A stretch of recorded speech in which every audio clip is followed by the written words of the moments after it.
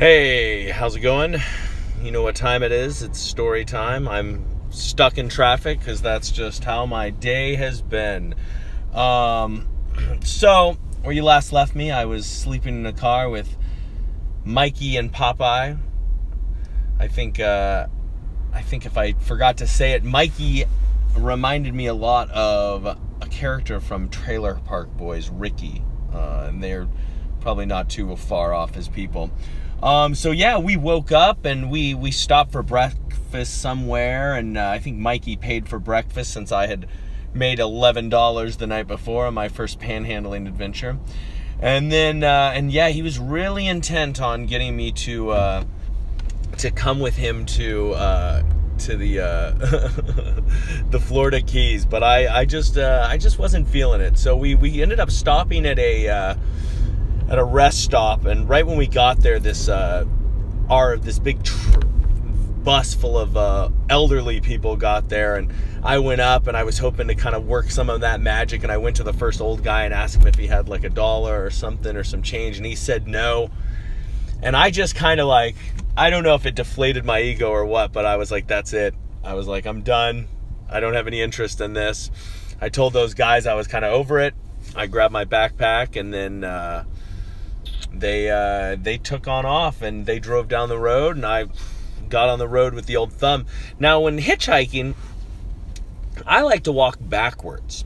I like to face the cars with the thumb out. Or sometimes, if that gets a little annoying walking backwards, I will do the walk forward with the left thumb out. But I prefer so that they can see me.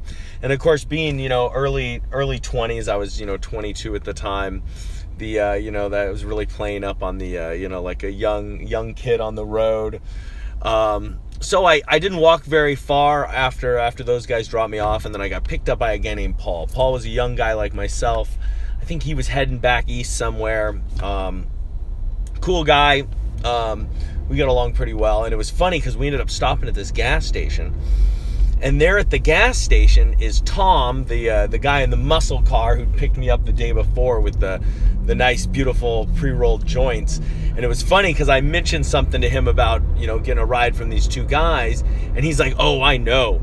And so I guess I'd mentioned something to Mikey and Popeye about Tom having some weed.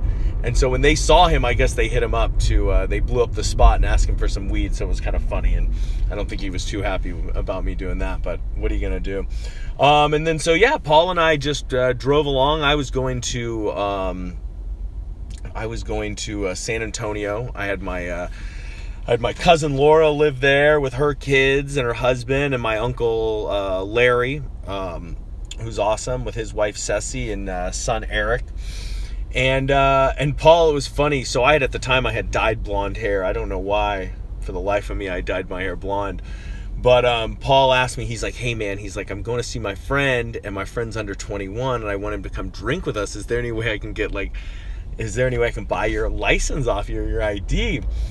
And I showed him my ID, and of course it didn't have blonde hair. He's like, oh, the guy's got blonde hair. And I was like, it's probably not the smartest thing in the world, but I ended up giving him my I think it was my Alaska or maybe my California ID. It wasn't my driver's license. But, guys seem cool, whatever. But I'm sure there's somebody out there who's been using a Jason Parker fake ID for the last 2 decades, So hopefully reach out to me, say hi. If you know Paul, I'm here, you can find me on Twitter, Instagram, Facebook. But yeah, maybe not one of the smartest decisions I ever did, but it hasn't blown back in my face yet, 17 years later. So Paul dropped me off in San Antonio. I called my uncle Larry. Larry picked me up, and Larry's an awesome guy. He's definitely one of my favorite uncles. Pause there for a second. But yeah, my Uncle Larry, great guy. It was funny too, because I stayed with Larry the next couple nights, and I remember Larry it was framed in his office.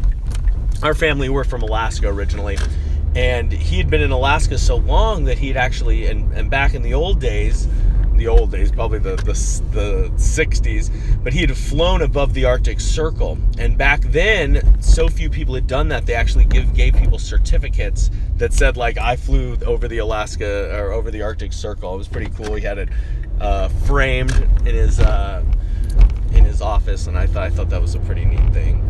But yeah, so that was I think day 4 on the road, 2002. So tune back in tomorrow for more fun stuff.